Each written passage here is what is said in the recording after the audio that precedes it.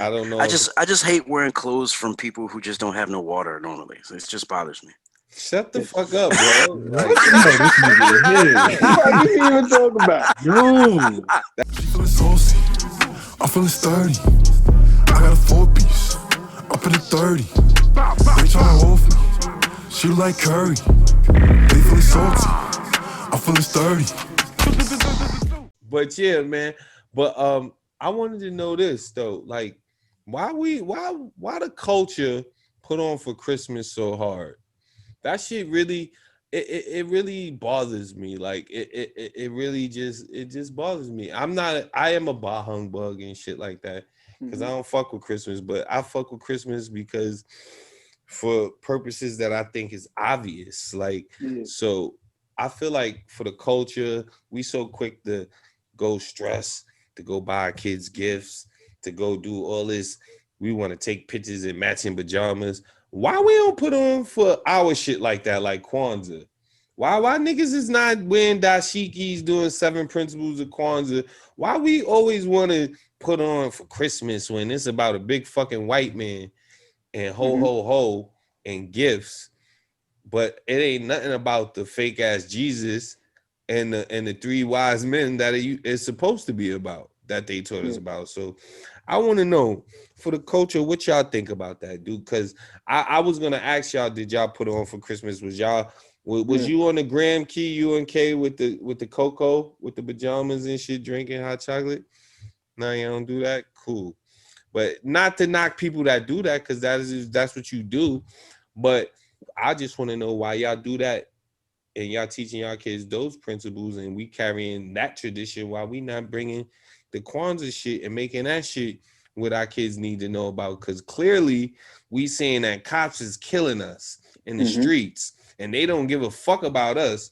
So why the fuck are we still carrying their traditions and making all they shit popcorn and make them make thousands of retail dollars on seasons that we know is just about bullshit? It's not even serving the original purpose. Because Jim Crow worked. Because it worked. Programming do work. It worked. Not it do work. It did work. So like, I'm a firm believer. If you knew better, you do better. They erased our culture. So what our people know is all they know. So that's all they do. You know what I'm saying? So if But they you knew can't better, say that, my nigga. We've known about Kwanzaa since we was in fucking elementary school. You've known. You say we. You can't speak for the masses. What I've learned about being a woke is that just because I'm woke, I can't assume that everybody else is. So you think niggas don't know about Kwanzaa? So it's up to us. We gotta enlighten niggas. Cause you know what? We over here jacking they shit and they ain't jacking our shit. The only shit that they jacking is the shit that we do that make money. So it's easier. Hip hop. So to answer your question, it's easier to jack Christmas than it is to jack Kwanzaa. Why? Because your forefathers and mothers have been promoting Christmas. You don't even know where to start to look for Kwanzaa. So after this conversation, right, if I'm a person who this is my first introduction to Kwanzaa, I don't even know how to pronounce Kwanzaa after this podcast. But Christmas has been embedded in my psyche since I was born. Yeah, you're right. If I knew better, I'd do better. If I knew better, I'd do better, bro. And it starts with us, though. To your point, it starts with the individual, right? The individual has to go seek knowledge. And once you seek knowledge yourself, you know that the jig is up once you seek knowledge yourself. The problem is people don't want to seek knowledge yourself. You know, once you realize who you, yo, bro, it's easy to be a human. It's hard to be God. It's easy to be human.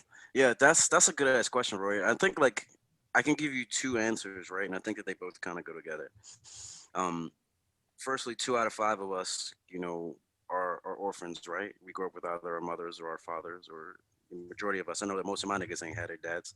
You know, I was a lucky one out of all of us, right? And you know, and I already told you how weird that shit was, but like Christmas at its core is a holiday about taking care of the orphans. It's about bringing broken families together and some form of, you know, healing, right?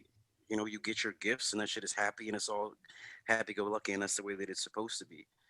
The second thing is, to pick up on E's thing is he's right. Like a lot of black people just don't know any better.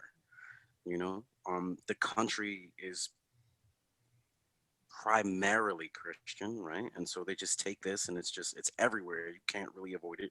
When in all actuality, it's a holiday about some pagan dude that comes down your fucking chimney, takes your kids, and fucking goes off to the woods and eats them, right?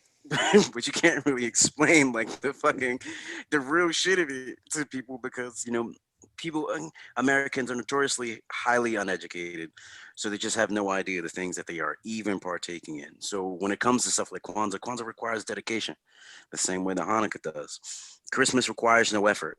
It's just you put some money down and you make somebody happy. And and it kind of builds on my point at the fucking beginning of the podcast, like things that are of monetary value don't mean anything. I'd much rather spend time with the people that I love, not necessarily on any specific holiday, just because somebody on television tells me that I need to do it. So it is really complex, right? And you're right, we do kind of have to stop jacking Christmas. I don't really know if like maybe Kwanzaa is the answer, right? But then I have this really weird thing about third world countries that bothers me. But as an African American, like growing up in a hood, like like I'm about my people, and I'm for our people. So as long as we stay together, it don't matter if it's Christmas or Kwanzaa or Hanukkah or whatever the fuck. That's what's important to me. But we do have to educate ourselves. Exactly. And so my whole initial point is, from early teachings, we were taught that Kwanzaa was for us. So why not Jack Kwanzaa? Why not a whole bunch of niggas wearing dashikis on the gram with the fuck whatever the thing is that I don't know. I just hate wearing clothes from people who just don't have no water normally. So it just bothers me. Shut the fuck up, bro. Like, this nigga What you even talking about? that nigga he gonna they gotta fucking fight lions and shit. No, bro. This nigga will never get Africa ever. He would never get off a flight in Africa. Them niggas just spear this nigga down like. Yes, they will fucking. I go to fucking Johannesburg. That's that nigga right there. Talk shit. Yeah, you fucking find me half of me in Egypt and the fucking other half in Libya or Syria somewhere. They gonna fucking fuck out of here. No way. Yo, all right, so to answer your question, yo, what the fuck? I gotta edit this shit, nigga. All right. Yeah, that's a fact. No, we gotta stop. We gotta stop ignoring facts. Listen, 75% of Africa does not have electricity or water. That's just a fact. So what this got to do with you not wearing the dashiki? So it's funny, nigga. It's a joke.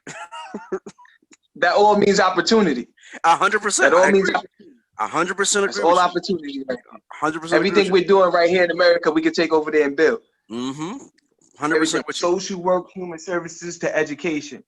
A GED book right now is probably a $1 billion industry in Africa. Just 100%. One GED book. 100% untapped potential. But that's my point, right? Like saying something that's saying just because it's a third world country doesn't mean it's bad. It's just untapped. That's all. It's a fact. Well, shout out to but it's still funny as fuck. What you saying? What you saying, Key? Yo, all right, Christmas. We brought this back in. Christmas. So I mean, you see it. It's like you got an independent artist and then you got a commercially successful artist that's backed by a major power. So the independent artist success might be so huge, but it's not widely popularized compared to the commercial artist who has somebody pushing them in front of the limelight, even though it might not be as great as the independent artist.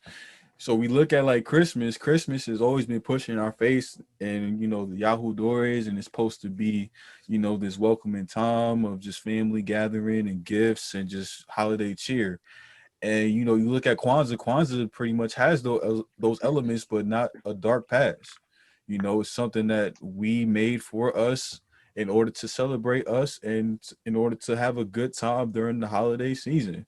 But it's not widely pushed as much as Christmas is compared to, you know, Kwanzaa, where cartoons and, you know, things that we see at an early age aren't necessarily in our face about Kwanzaa. Or if it is, it's rare. It's only available for like a year or two, and then we never see that shit again. And we talk about it in 20, like, yo, you remember that one Christmas special when we were 7 and we saw that and it's Kwanzaa? Like, we don't see that shit all year round, like, you know, Elf or How the Grinch Stole Christmas. We don't see that. So that's like partially why we don't claim Christmas, because we don't see it as much. Like, if you in the hood with a bunch of Bloods and there's no Crips miles around, you're not going to associate with Crips. You're going to associate with Bloods because that's all your homies and that's your whole neighborhood.